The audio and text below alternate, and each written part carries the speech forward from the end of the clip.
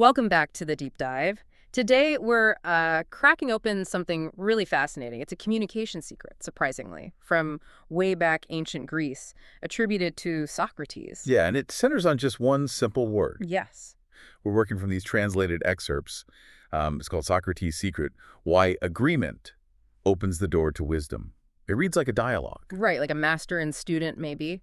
And our mission here is to really uncover what the source calls the Socratic Key. Exactly. We're looking for this practical technique, supposedly, for, well, persuasion connection. And it all hinges on getting that initial yes. Okay, so let's start with the problem it's meant to solve, because we've all been there, right? You're trying to convince someone, maybe pitch an idea or, I don't know, reason with a teenager. Huh? Yeah. Good luck with that last one. And boom, you get that immediate hard no. Why does that just shut things down so often? The conversation just feels over. It often is. And we need to unpack that. Why is no such a conversation killer? This source gives a really interesting psychological take on this. It says that when someone blurts out no, they're not just, disagreeing with your point. They're instantly putting up a wall, a psychological wall. A wall. Built on what? The source calls it pride. Long Q Han, in the original language context, apparently, it suggests it's deep-seated. Pride. Wow. Okay, so it's not logical, it's emotional. Ego. Entirely. It's ego-driven, because once they've said no, their mind feels, well, compelled almost to stick with it, to stay loyal to that denial. Why? What's the mechanism? Think about it. If they change their mind later, if they agree after saying no, it feels like admitting they were wrong just moments before. Or maybe impulsive. Ah, okay.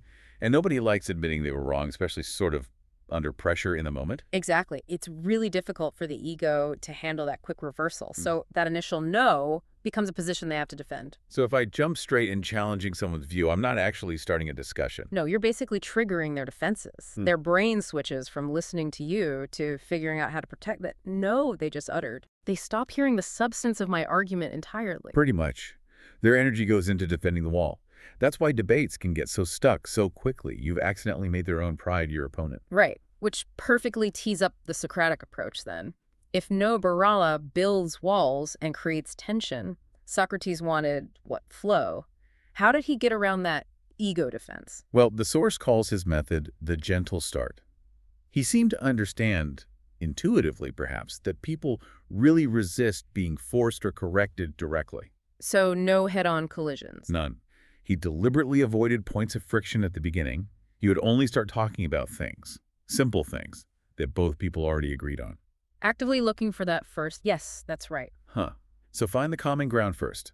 Don't attack their final conclusion, but build up from a shared starting point. Precisely. Establish that shared foundation, that little bit of mutual agreement, before moving anywhere near the potentially tricky stuff. Okay, but how does that actually work? I mean, how do you get from agreeing on something simple to them accepting a bigger idea they initially opposed? Right, it's not just about getting one yes. It's about the process. Once he had that initial agreement, that first yes, he wouldn't jump to the end. He'd lead them. Gently. Step by step. Exactly. With a series of, usually questions.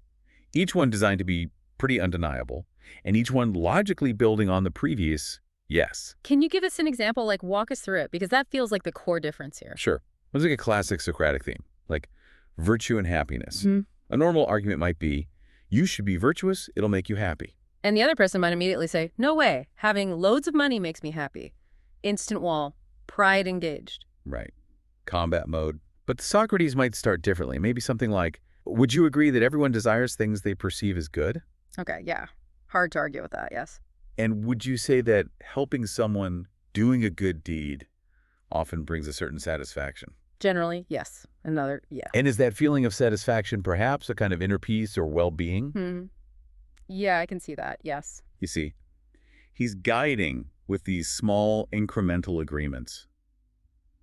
The aim is that by the time they arrive at the main point, maybe that true lasting happiness requires virtue.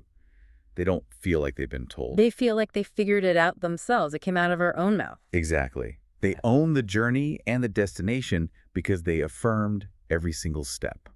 That completely changes the goal of communication, doesn't it? It's not about winning. It's about co-creating understanding, engineering that pathway of agreement. Beautifully put. And look, this isn't just some ancient philosophical trick. The source gives a couple of really great practical examples from the modern world. High-stakes situations where this key was used. Okay, yeah, let's dig into those. The first one was about a banker and an heir, right? The client was really hesitant to share personal info. Yeah, classic scenario. The client probably felt like, why does the bank need this? This is just for them. It felt like a demand benefiting the institution. Creating that instinctive no. Right. The stand-up request, we need this for our records, wasn't working. It was hitting that resistance wall. So the banker got smart. They shifted the frame. Stopped talking about the bank's needs. And focused entirely on the client's own values, their sense of responsibility, their desire to protect their family. What was the exact question they used? It was brilliant. It was something like, look, if unfortunately something were to happen to you, say tomorrow, Well, wouldn't you want us to have everything in place to make sure your money goes smoothly and correctly to your rightful heir without any legal hassles? wow. Yeah, that's really hard to say no to. You're tapping into a fundamental protective instinct. Who would say, nah, let him struggle? Nobody rational. So the client naturally said yes. And that single yes, according to the source, was the pivot. It opened the door of trust. And once that door was open, getting the actual documents, the information, was easier. Much easier. Because the client had already agreed to the underlying principle protecting their heir. The paperwork just became the logical next step to fulfill that agreed-upon goal. The resistance wasn't really about the info itself. It was about the why, the perceived motive. Align the motive with their interests, and the yes follows. Exactly. Powerful stuff. But maybe the second case is even more striking. It involves overcoming really long-term dug-in resistance. Ah, yeah. The engineer who refused to buy some machinery for, what was it, 13 years? 13 years. Imagine that level of entrenched... No, that's not just a casual objection. That's a core belief solidified over time. How do you even begin to tackle that without just starting a fight? You definitely couldn't just list the machine's features. He'd have shot them all down. Absolutely. The salesman knew that. Attacking that 13-year stance directly would be futile. The engineer would just trot out all the old arguments. So the salesman did something counterintuitive. He started by agreeing with the engineer. Yes. This is the genius move the source highlights. The salesman opened with something like, you're absolutely right. If that machine runs too hot, like you said, and causes operational problems, then you absolutely should not buy it. Whoa. He validated the very basis of the refusal. He basically said, your no is correct if the premise holds. Exactly. He took away the need for the engineer to be defensive.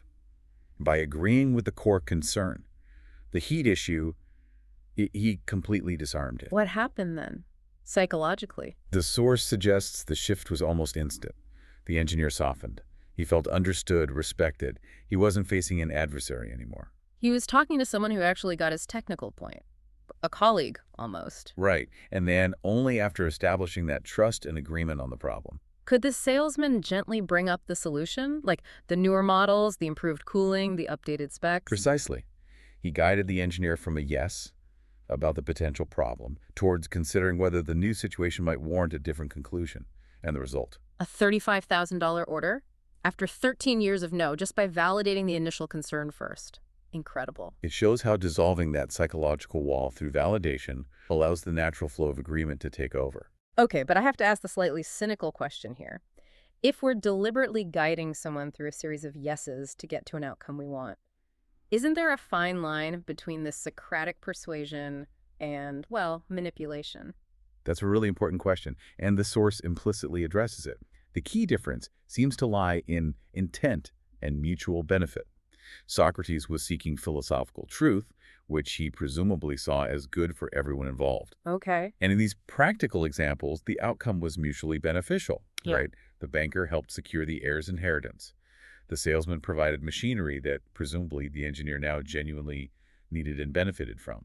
So the method itself is neutral. It's about how and why you use it, aiming for a win-win. I think that's the idea. It's less about tricking someone and more about genuinely aligning interests and perspectives. If we zoom out, the core idea isn't about winning an argument through logic alone. It's about understanding and directing the flow of the mind. The flow of the mind. I like that phrase. It sounds almost like, I don't know, a natural law. It's presented very much like that. The fundamental psychological principle seems to be the act of saying no makes the mind contract, become tense, resistant. It braces for impact. Yeah. Whereas the act of saying yes, even to something small, makes the mind open up, become more relaxed, more receptive to what comes next. It's linked to that basic human desire to be consistent, to protect the choices we've already made. So the strategy is to make sure the very first choice, the first vocalization, is one of agreement, of openness, of flow. That's the heart of it. You don't storm their castle walls. You find an open gate, the common ground. You walk in alongside them, acknowledge their world. And then gently suggest a path forward, built entirely on things they've already affirmed themselves. That's the Socratic key. It unlocks the mind by starting with agreement. So for everyone listening, the really crucial takeaway seems to be about your starting point. When you enter a conversation where you anticipate disagreement, what's your primary goal? Is it to prove your answer right? Or is it to first find and validate their yes? To establish that common ground, however small. It shifts everything. And the source sums it up beautifully, with a quote attributed to the teacher figure in the dialogue, "Who walks gently will go far." Simple, but profound. Gentleness and kindness, the source argues, actually have more persuasive power than force or anger. If you want to genuinely shift someone's perspective, Don't push, don't demand, lead with those small, undeniable yeses. it makes sense why this method has lasted over 2,000 years. It's more than just a communication tactic. It really is. It's framed as an art of connection, of building understanding together. Persuasion as mutual discovery, not combat. And the source leaves us with a really potent thought, especially for today's world. It suggests if we all tried this more often, We'd have fewer useless arguments and more hearts drawn closer together. a powerful idea. So here's something to ponder. Think about one conversation, maybe a recurring disagreement or a negotiation you have coming up. Where is the potential friction point? And more importantly, what small, simple, undeniably true thing can you start with this week? What gentle yes could open that door?